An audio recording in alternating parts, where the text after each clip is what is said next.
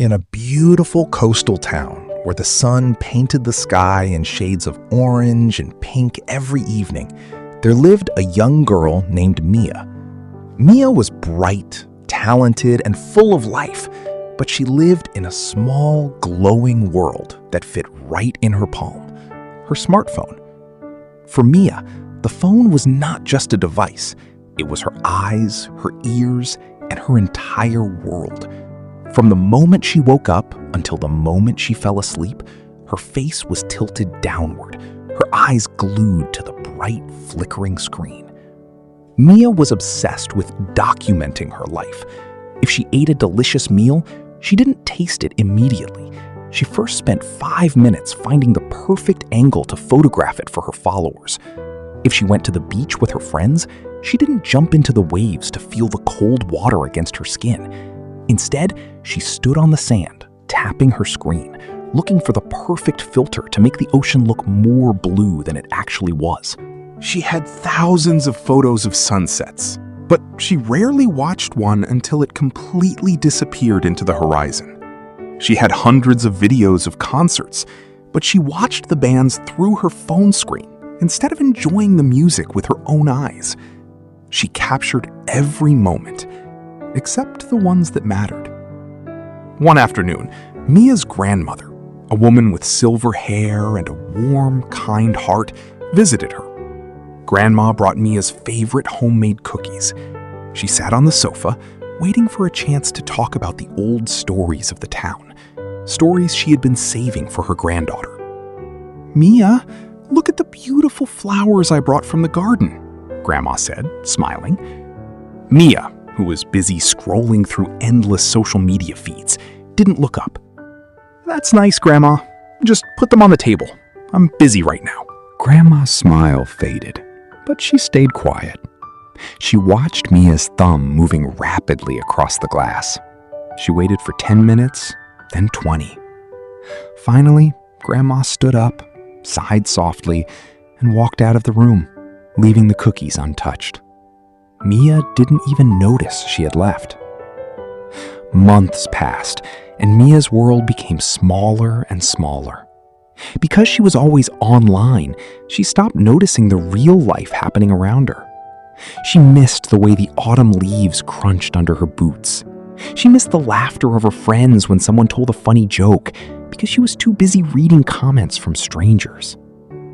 She felt a strange, constant tiredness. Even though she saw hundreds of people on her screen every day, she felt incredibly lonely. She was connected to the whole world, yet she felt disconnected from the people sitting in the same room as her. The turning point came on a rainy Tuesday. Mia was scrolling through her phone when the battery icon turned red and then died. The screen went black. Her own reflection looked back at her from the dark glass, tired, pale, and unfamiliar. She felt a moment of panic, but then the house went quiet. For the first time in years, she really looked at the room. She noticed the dust dancing in a beam of sunlight. She noticed the smell of rain on the pavement.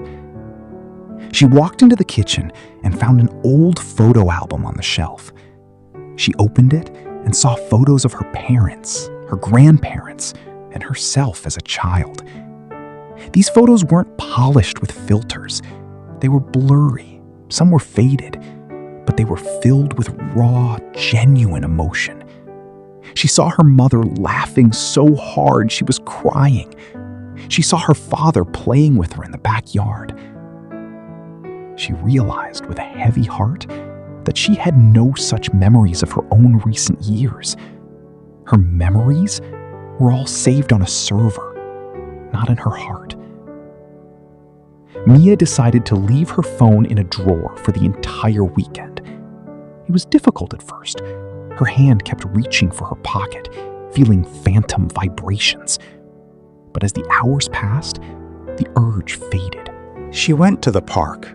She didn't take a single photo. Instead, she watched a group of children chasing a dog, their laughter ringing out like music. She sat on a bench and watched an elderly couple holding hands, walking slowly, enjoying each other's presence without needing to show it to anyone else. She went to visit her grandmother. This time, she didn't check her phone once. She listened to the old stories.